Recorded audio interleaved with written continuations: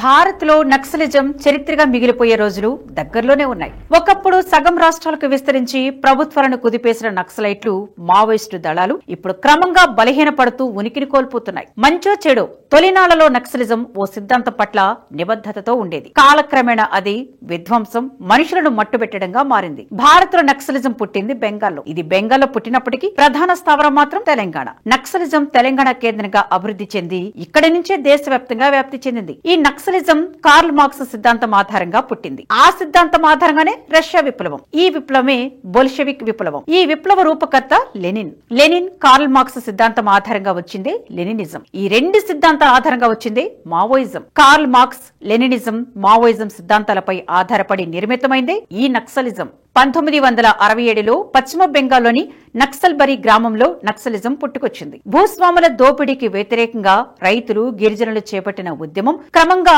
Communist సిద్ధాంతాల ప్రభావంతో సాయుధ పోరాటంగా మారింది. 1970ల నాటికి ప్రభుత్వ నిర్బంధ చర్యల కారణంగా మొదటి నక్సలైట్ ఉద్యమం బలహీనపడింది. అయితే 1980లో ఇది మరలా పునరుజ్జీవం పొందింది.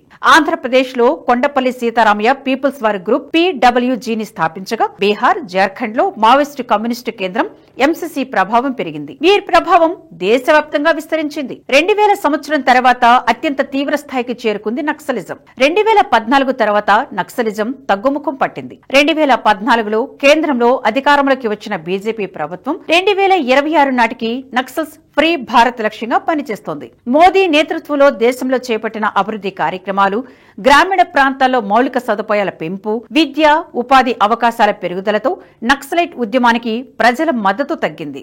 2017లో ప్రారంభమైన ఆపరేషన్ సమాధానంతో మావోయిస్టు కేంద్రాలు ధ్వంసం చేశారు. పలువురు కీలక నేతలు అరెస్ట్ అయ్యారు. మరికొందరు ఎన్కౌంటర్లలో మృతి చెందారు. మావోయిస్టుల ప్రధాన అడ్డాగా ఉన్న ఛత్తీస్గఢ్ లో భద్రతా దళాల కట్టుదిట్టమైన చర్యలతో వారి ప్రాబల్యం మరింత తగ్గిపోయింది. రోడ్లు, విద్య, వైద్యం, ఉపాధి అవకాశాలు మెరుగుపడడంతో గ్రామీణ ప్రాంత ప్రజలు మావోయిస్టుల పట్ల ఆసక్తి కోల్పోయారు. ప్రభుత్వ వ్యూహాల్లో భాగంగా కేంద్ర రాష్ట్ర ప్రభుత్వాలు సమన్వయంతో CRPF, కోబ్రా ఫోర్స్, ఇతర ప్రత్యేక దళాలను నక్సలైట్ ప్రభావిత ప్రాంతాల్లో వినియోగించాయి. ప్రభుత్వ చర్యలతో వీరి ఆదాయ మార్గాలు పూర్తిగా తగ్గిపోయాయి. ప్రభుత్వం ప్రవేశపెట్టిన పథకాలతో కొందరు నక్సలైట్లు లొంగిపోయారు. సాంకేతికత, ఉపాధి అవకాశాలు పెరగడంతో నక్సలిజంలో చేరేందుకు యువత ఆసక్తి చూపలేదు. మొదట భూస్వాముల దోపిడీ వ్యతిరేక ఉద్యమంగా ప్రారంభమైన రాను రాను సామాన్యులపై హింసకు పాల్పడడంతో మావోయిస్టులకు ప్రజా మద్దతు తగ్గిపోయింది.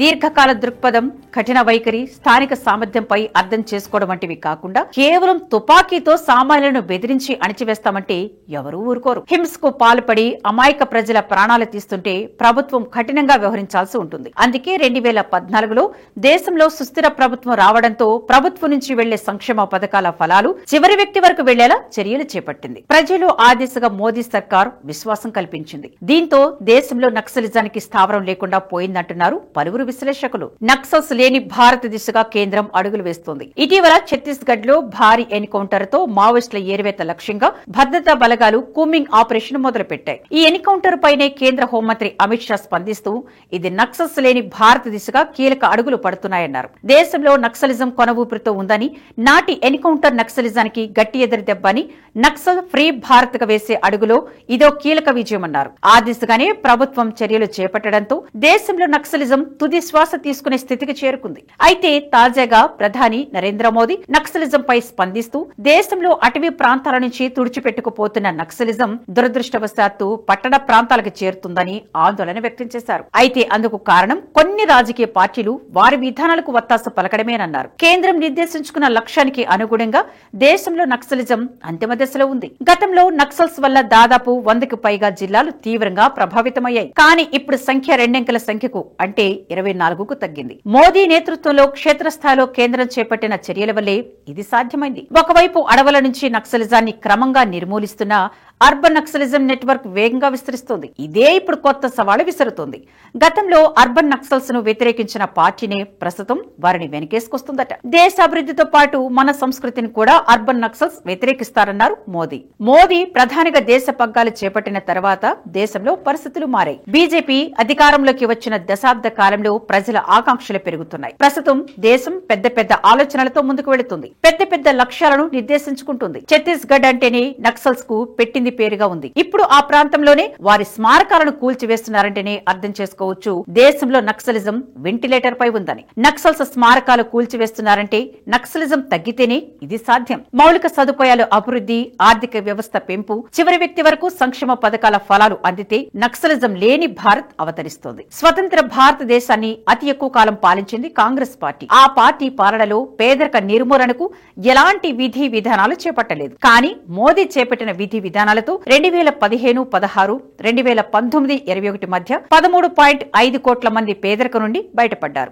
మోదీ ప్రభుత్వం చేపట్టిన పేదరిక నిర్మూలన గతంలో కాంగ్రెస్ గరీబీ హటావో లాంటి నినాదం లాంటిది కాదనేది సుస్పష్టం. గత ప్రభుత్వాలు ఓటు బ్యాంకు రాజకీయాల కోసం ప్రజలను కావాలనే కరువు పరిస్థితిలో మగ్గేలా చేశాయి. కానీ మోదీ సర్కార్ అభివృద్ధి ఫలాలు ప్రతి ఒక్కరికి అందేలా చేస్తోంది. పేదరికం నిర్మూలన అనే నమ్మకాన్ని ప్రజల్లో కల్పించగలిగారు. హింసను ప్రతిహింసతో ఎదుర్కొని చట్టబద్ధంగా అణిచివేయడం, సంక్షేమ ఫలాలు చివరి వ్యక్తి వరకు అందించేలా చర్యలు తీసుకుంటున్నారు. నాణ్యమైన విద్య, ఆరోగ్యం అందిస్తూ ప్రజల గోడు పట్టించుకునే వాళ్లం మేమున్నామనే నమ్మకాన్ని వాళ్లలో కలిగించారు. అందుకే మోదీ సర్కార్ నిర్దేశించుకుంటున్న నక్సల్స్ ఫ్రీ భారత్ 2026 నాటికి తప్పక సాధ్యమవుతుందంటున్నారు విశ్లేషకులు. ఈ వీడియో మీకు నచ్చినట్టయితే లైక్ చేయండి, 10 మందికి షేర్ చేయండి. అలాగే కామెంట్ల రూపంలో మీ అభిప్రాయాలను మాతో పంచుకోండి. Nationalist hub group of channels ను సబ్స్క్రైబ్ చేసుకుని తెలుగునాట జాతీయవాద జర్నలిజాన్ని ప్రోత్సహించండి. ఈ వీడియో కింద ఉన్న బెల్ ఐకాన్ పై క్లిక్ చేయడం మర్చిపోవద్దు.